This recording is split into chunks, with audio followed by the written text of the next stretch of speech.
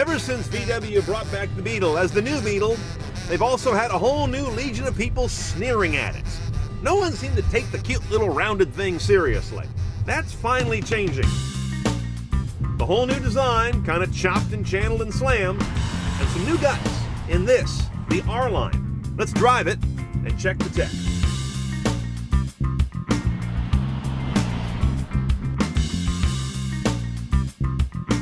Now, I could call this a turbo. There's a big badge on the back that says that, but that doesn't distinguish this Beetle anymore because recently even the base Beetle went turbo, 1.8. This is a bigger turbo at 2.0. You also get a sports suspension in the R-Line, bigger and more aggressive looking wheels, a body kit that particularly changes the way the bumpers are molded. And if you haven't checked out a Beetle at all in a while, well, it's worn a new look since 2012. Less rounded over the top, a little more broad-shouldered. Inside you got a very cool little gauge cluster on top of the dash. We'll see in a moment. Independent rear suspension came to Beetles recently as well. In general, you could call this the GTI of Beetles. It's a good summary for the R-Line. Now, no bud vase. This is a much more business-like cabin in the Beetle R-Line. First of all, you see you've got 3 clear analog gauges here, your speedo, your tach, and your fuel gauge. But it gets much more interesting up here. This little blister is an R-Line thing, where you've got an oil temperature gauge, you've got this interesting lap timer in the middle, and over on the right you've got your turbo boost gauge. All of these, of course, speak to a very different mission than your standard Beetle. Now, we have the top package on this vehicle, which is called Sun, Sound, and Navigation. The Sun is the roof overhead, pretty big for an arch-top car. The Sound is the Fender audio system around the vehicle, big old sub in the back and Fender branding all around. The Navigation is right here, the Navigation. The screen is pretty small by today's standards. This is the iPhone of car head units, way behind the pack in size.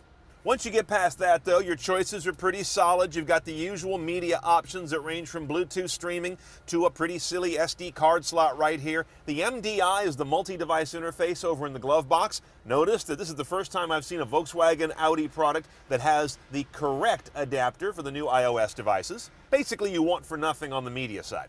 The navigation screen has several views, but no Earth view, nothing that's too complex. There's no connected navigation going on here either. Dot pitch and resolution isn't bad. It's basically a perfectly good system, but there's nothing cutting edge about it. But in general, this interface still makes no organic sense to me. Neither my mind nor my eyes organize the world as balls around an arc.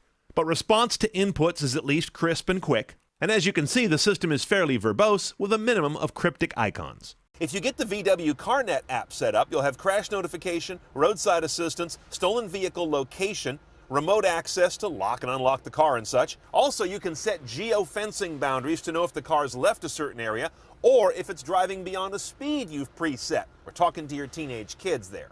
Some other R-Line touches are these sports seats, a flat-bottom sporty wheel, as is the fashion these days, push-button starter over here, and 2 glove boxes. You got the standard one here that's standard Beetle stuff, and right above that is what they call the Kieferfach.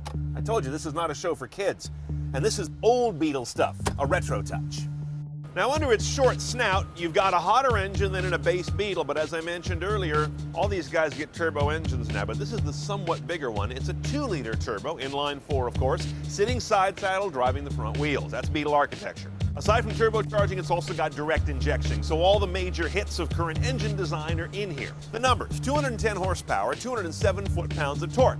The Beetle is fairly svelte at 3,000 pounds or so, gets up to 60 in 6.5 seconds. Your MPG with the manual is 2331. If you get the automated transmission, it goes 1 MPG the opposite way, 24 city, but only 30 on the highway.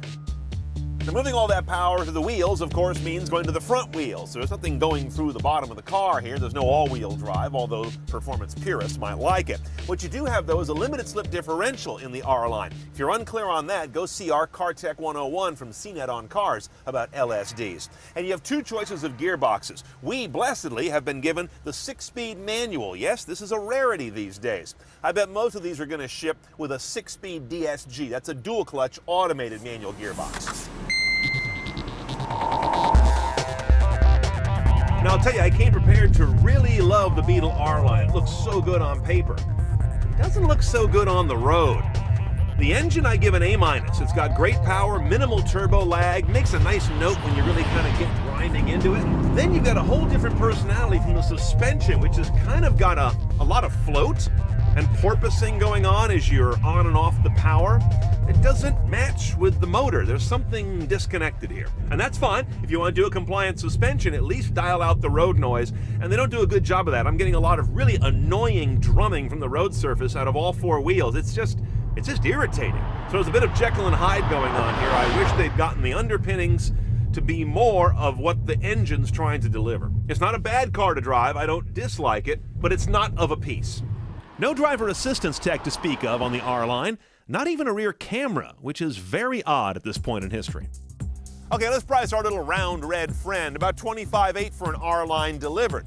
Then I'm gonna add $1,100 for that DSG, because while I like this manual gearbox, I don't love it, and I think that DSG is gonna be a hot setup. Now I'm gonna go another $2,900 for the Sun and Sound package, but not the Sun, Sound, and Nav package.